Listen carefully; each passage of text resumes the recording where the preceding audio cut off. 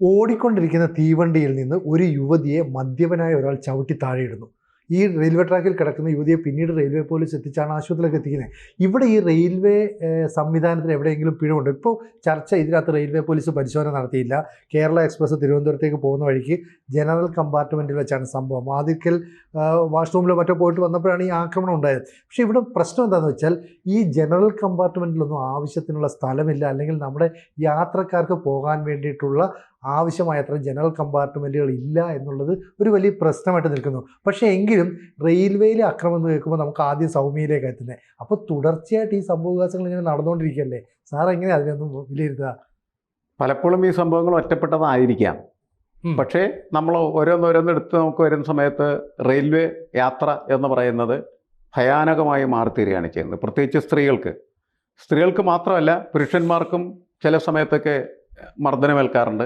അവരുടെ കയ്യിലുള്ള സ്വത്ത് പിടിച്ചു പറിച്ചുകൊണ്ട് പോകാറുണ്ട്, കൊള്ള നടത്താറുണ്ട്. അങ്ങനെ പല സംഭവങ്ങളും ഇടയ്ക്കിടയ്ക്ക് നമ്മൾ കേൾക്കുന്നുണ്ട്. അതൊക്കെ ശരിക്കും ഒറ്റപ്പെട്ടത് തന്നെയാണ്. പക്ഷേ ഒറ്റപ്പെട്ടതാണെങ്കിൽ പോലും അത് വളരെ ഗൗരവമായിട്ട് നമ്മൾ പരിശോധനയ്ക്ക് വിധേയമാക്കേണ്ടതും പരിഹരിക്കേണ്ടതുമാണ്. റെയിൽവേയിൽ യാത്ര ചെയ്യുന്ന ഒരാൾക്കും ഒരിക്കലും ഒരു സുരക്ഷിതത്വമില്ലായ്മ എന്ന് പറയുന്നത് തോന്നരുത്. ഇപ്പം മെട്രോയിൽ നമ്മൾ യാത്ര ചെയ്യുമ്പോൾ നല്ല സുരക്ഷിത ഫീലിംഗ് ഉണ്ട് ശരിക്കും പറഞ്ഞു. ആ ഫീലിംഗ് പക്ഷേ നമ്മൾ സാധാരണ ട്രെയിനിൽ യാത്ര ചെയ്യുന്ന സമയത്തില്ല. ഈ മെട്രോ പോലും ഞാൻ ഡൽഹിയിൽ സഞ്ചരിക്കുന്ന സമയത്ത് ഒരു പ്രത്യേക സ്റ്റേഷനിൽ നിന്ന് കുറേയധികം ആളുകൾ ഇങ്ങനെ കയറുകയാണ്. ഭയങ്കര തിരക്ക്. ആ തിരക്കും ബഹളമൊക്കെ കഴിഞ്ഞ് കുറച്ച് കഴിഞ്ഞ് നോക്കുന്ന സമയത്ത് നമ്മുടെ പോക്കറ്റിൽ കിടന്ന് പൈസ കാണാനില്ല. അപ്പോൾ നമുക്ക് മനസ്സിലാവില്ല എങ്ങനെയാണ് സംഭവങ്ങൾ നടക്കുന്നത്. ഇതൊക്കെ ഈ ട്രെയിൻ യാത്രയുടെ ഭാഗമായിട്ട് സംഭവിക്കുന്ന കാര്യമാണ്. പക്ഷേ നമ്മുടെ ജീവൻ നഷ്ടപ്പെടുക, നമ്മുടെ പണം നഷ്ടപ്പെടുക, ഇതെല്ലാം നമുക്ക് സഹിക്കാൻ പറ്റാത്തതായിട്ടുള്ള കാര്യങ്ങൾ. ഇവിടെ ഈ സൗമ്യയുടെ സംഭവം വരുമ്പോൾ നമ്മൾ കരുതണമെന്ന് വെച്ചാൽ ലേഡീസ് കമ്പാർട്ട്മെൻറ്റ് കാരണമാണ്. ഇപ്പം ഞാൻ എങ്ങനെ ലേഡീസ് കമ്പാർട്ട്മെൻറ്റ് എന്ന് പറയുന്നത് കമ്പാർട്ട്മെൻറ്റ് വേണ്ട എന്നുള്ള അഭിപ്രായക്കാരാണ്. കാരണം ലേഡീസ് കമ്പാർട്ട്മെൻറ്റിൽ ഇങ്ങനെ ലേഡീസ് കയറും, ഇറങ്ങിപ്പോയി അവസാനം ചിലപ്പോൾ 1-2 പെണ്ണുങ്ങൾ മാത്രമായിട്ട് വരും. അവരെ വേണമെങ്കിൽ ഉപദ്രവിക്കാനായിട്ട് അത് കാത്തു നിൽക്കുന്ന ഈ തെമ്മാടികൾക്കും ഗുണ്ടകൾക്കും കഴിയും എന്നുള്ളതാണ്. ജനറൽ കമ്പാർട്ട്മെൻറ്റിൽ അങ്ങനത്തെ ഒരു പൊസിഷൻ സാധനം വരാറില്ല. നമുക്കറിയാം ജനറൽ കമ്പാർട്ട്മെന്റിൽ സിനിജയ്ക്ക് ദിവസം ട്രെയിൻ യാത്ര ചെയ്യുമ്പോൾ ട്രെയിനിൽ യാത്ര ചെയ്യുന്ന ഒരാളെന്ന് വെച്ചാൽ എനിക്ക് പറയാൻ പറ്റുന്നത് പലപ്പോഴും ആളുകൾക്ക് സഞ്ചരിക്കാൻ കഴിയുന്നതിൻ്റെ അത്രയുള്ള ബോഗികൾ മിക്ക ട്രെയിനിലും ഇല്ല. ഇപ്പം മെമു എന്ന് പറയുന്ന ഒരു ട്രെയിൻ, ഈ ട്രെയിനിൽ തന്നെ തിങ്കളാഴ്ച രാവിലെ ഇപ്പം തെക്കൻ ജില്ലകളിൽ നിന്നൊക്കെ എറണാകുളം ഉൾപ്പെടെയുള്ള സ്ഥലത്തേക്ക് വരുവാണെങ്കിൽ എല്ലാവർക്കും കൂടി ഇരിക്കാനോ നിൽക്കാനുള്ള സൗകര്യം ഇല്ല. അതുപോലെ തന്നെ വെള്ളിയാഴ്ചയോ ശനിയാഴ്ചയോ ജോലി കഴിഞ്ഞിട്ട് അല്ലെങ്കിൽ വീക്കെൻഡിൽ വീട്ടിലേക്ക് പോകുന്നത്. അപ്പോൾ ആവശ്യത്തിനുള്ള ട്രെയിനുകൾ ഇല്ലാത്തതാണോ അതോ റോഡുകളുടെ പണി നടക്കുന്നതുകൊണ്ട് കൂടുതൽ ആളുകൾ ട്രെയിനെ ആശ്രയിക്കുന്ന ഇപ്പോൾ ഉണ്ടെന്നുള്ളത് സത്യം തന്നെയാണ്. പക്ഷേ എങ്കിലും റെയിൽവേയിൽ കുറച്ചുകൂടി സൗകര്യങ്ങൾ വേണ്ടേ, അല്ലെങ്കിൽ കൂടുതൽ ട്രെയിനുകൾ വേണ്ടേ എന്നുള്ള ചോദ്യമുണ്ട്. ഇവിടെ അങ്ങനെ വേണമെങ്കിൽ അതിനനുസരിച്ചുള്ള റെയിൽവേ പാളങ്ങളുടെ വികസനം വേണം. ഇപ്പോഴും ആലപ്പുഴ, എറണാകുളം, കായംകുളം മേഖലയിൽ ഡബിൾ ലൈൻ ആയിട്ടില്ല പലയിടത്തും. ഇതൊക്കെ വലിയ പ്രശ്നമല്ല. ഇനി എന്നാണ് നമ്മൾ ആ ഒരു കാലത്തിലേക്ക് പോകുന്നത്? ഇത് വളരെ ഗൗരവമായിട്ട് നമ്മുടെ സമൂഹം ചർച്ച ചെയ്യേണ്ട ഒരു കാര്യമാണ്. നമ്മളുടെ സമൂഹത്തിൽ ഇപ്പോൾ അതിദരിദ്രമല്ലാത്ത സമൂഹം എന്ന് പറഞ്ഞ് ഗവൺമെൻറ് പ്രഖ്യാപനം നടത്തി. അതെ, പ്രഖ്യാപനങ്ങൾ നല്ല ഭംഗിയുള്ള പ്രഖ്യാപനമാണ്. ദരിദ്രരുണ്ട് എന്നുള്ള കാര്യം, അതിദരിദ്രമുണ്ട് എന്നുള്ള കാര്യം നമുക്കറിയാം. പക്ഷേ അത് ഇന്ത്യയിലെ മറ്റു സംസ്ഥാനങ്ങളുമായിട്ട് താരതമ്യം ചെയ്യുന്ന സമയത്ത് നമ്മളുടേത് വളരെ മെച്ചപ്പെട്ട പൊസിഷനാണ് എന്ന് നമ്മൾ അവിടെയൊക്കെ സഞ്ചരിക്കുന്ന സമയത്ത് നമുക്കറിയാവുന്നൊരു കാര്യം. എങ്കിലും നമ്മൾ ഇതിനെ എതിർക്കുന്നത് എന്തുകൊണ്ട് എന്ന് ചോദിച്ചാൽ ഇതിന് ഒരു പ്രോബ്ലമുണ്ട്. ആ പ്രോബ്ലം എന്ന് പറഞ്ഞിട്ടുണ്ടെങ്കിൽ വോട്ട് കിട്ടുന്നതിന് വേണ്ടി മനുഷ്യ പറ്റിക്കുന്നതിന് വേണ്ടിയുള്ള പ്രസ്താവന എന്ന നിലക്ക് അത് പരിഗണിക്കുന്ന സമയത്താണ് ആ പ്രശ്നം വരുന്നത്. റെയിൽവേയിൽ എന്തുകൊണ്ടാണ് ആരും ശ്രദ്ധിക്കാത്തത്?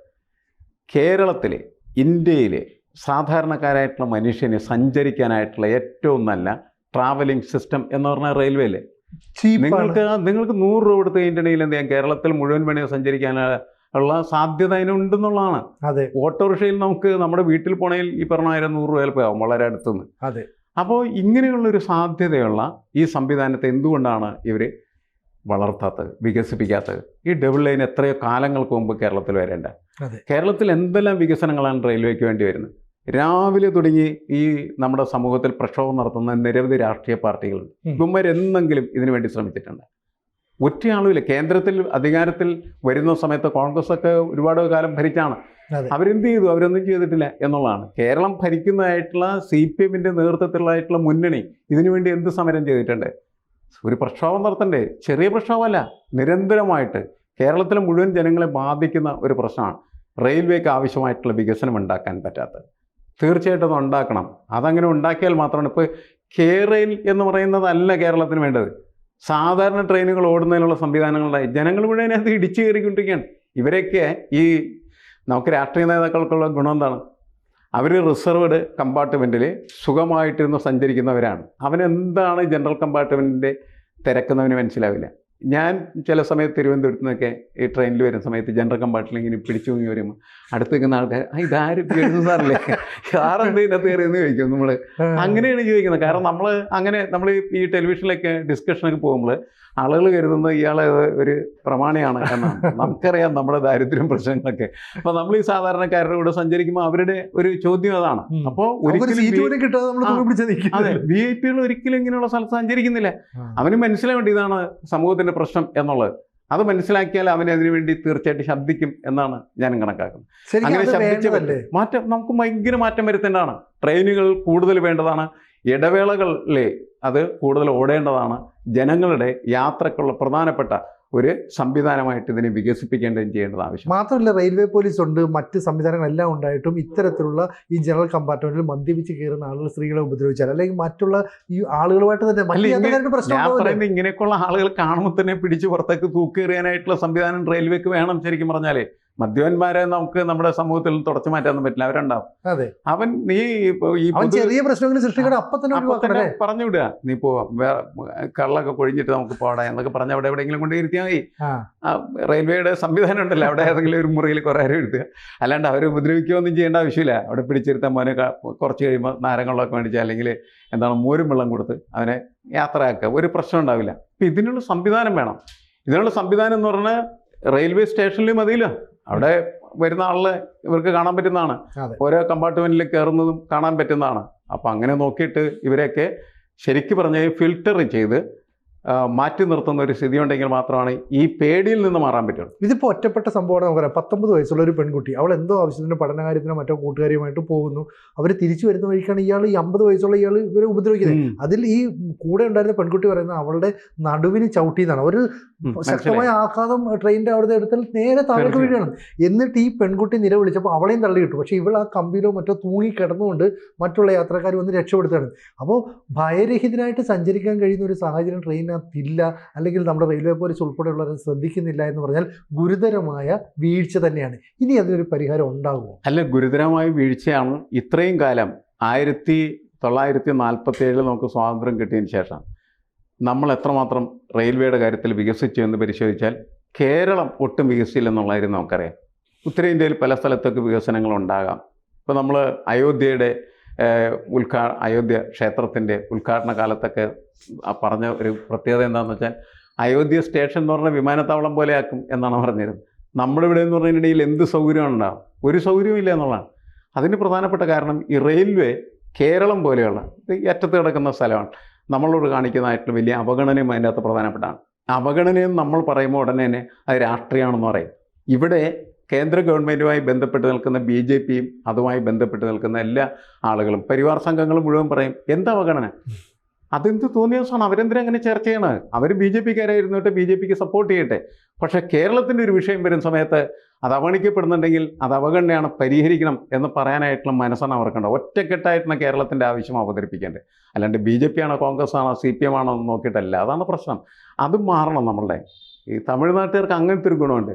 അവൻ്റെ ഒരു വിഷയം വരുന്ന സമയത്ത് അവൻ്റെ രാഷ്ട്രീയമൊന്നുമില്ല, തമിഴിൻ്റെ രാഷ്ട്രീയങ്ങൾ അവൻ്റെ പ്രശ്നം പരിഹരിക്കുന്നു. നമുക്ക് മലയാളിക്ക് അതില്ല എന്നുള്ളതാണ്.